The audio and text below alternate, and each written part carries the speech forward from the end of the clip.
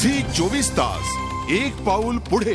सुप्रसिद्ध अभिनेते सदाशिव अमरापूरकरांना शिवीगाळ आणि मारहाणीचा प्रयत्न झाल्याची घटना मुंबईमधल्या वर्सोव्यात घडली। वर्सोव्यातल्या पंचवटी सोसायटीमध्ये हा प्रकार घडला। धुळवडीत होणाऱ्या पाण्याच्या नासाडीला अमरापूरकर विरोध करत होते।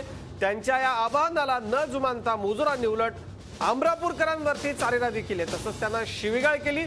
यावेळी या मुजुरांना अमरापूरकरांनी समजावण्याचा प्रयत्न केला, मात्र त्यांनी अमरापूरकरांना धमक्या देखील दिल्या। या घटनेनंतर झी 24 तासनं त्यांच्या पत्नीशी संपर्क साधला। त्यांनी या प्रकरणाची सविस्तर माहिती आपल्याला दिली। आपण ऐकूयात नेमकं काय घडलं। आमच्या शेजारी पंचवटी टॉवर नावाची बिल्डिंग आहे मोठी। त्यांनी रेन डान्सचं तिथे ते शॉवर फिक्स करतात तसे करून घेतलेले आहेत आणि त्याच्या खाली एवढं मोठं पाणी सतत चालू होतं इतके तास। शिक्षित मंडळी मोठ्या म्हणजे वरच्या वर्गातली हे सगळे तिथं बेधुंद होऊन नाचत होते। तरुण मंडळी त्यातली भिंतीवरून मधल्या भिंतीवरून उडी मारून आमच्या बिल्डिंग मध्ये घुसली। अतिशय वाईट अशा प्रकारच्या शिवीगाळ केली।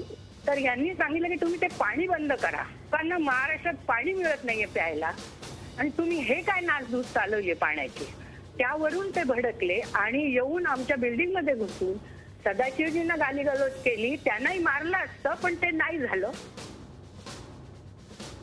आपण बघतोय सामाजिक भान जागृत असलेल्या सदाशिव अमरापूरकर जे सुप्रसिद्ध अभिनेते आहेत, सामाजिक कार्यकर्ते आहेत, त्यांच्या सोबत असा प्रकार घडला आणि हा प्रकार मुंबईमधल्या पॉश अशा वर्सोव्यामध्ये जी मुजोर धनदांडगी लोक आहेत, एकीकडे महाराष्ट्रात दुष्काळ असताना ज्यांनी रेन डान्स लावला होता आणि सदाशिवजींना अगदी सकाळपासून सुरू असलेला हा अपव्यय पाण्याचा सहन झाला नाही। 5 नंतर त्यांनी या सगळ्यात हस्तक्षेप केला, त्यांना सांगितलं हे असं करू नका।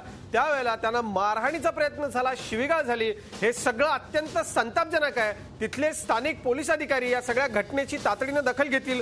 गुन्हा दाखल झाल्याचं कळतंय आपल्याला, मात्र या सगळ्या मुजोर रहिवाशांवरती कडक कारवाई होईल अशी अपेक्षा आपण करूयात। सदाशिवजी हे अभिनेते आहेत, सामाजिक कार्यकर्ते आहेत, त्याचबरोबर त्यांच्या वयाचा देखील सन्मान या ठिकाणी राखण्यात आलेला नाहीये। हे महाराष्ट्रात अजिबात आपण खपवून घेणार नाही आहोत। कारवाई या सगळ्यावरती झाली पाहिजे। सर्वसामान्यांची देखील ही तशीच मागणी राहील। झी 24 तास एक पाऊल पुढे।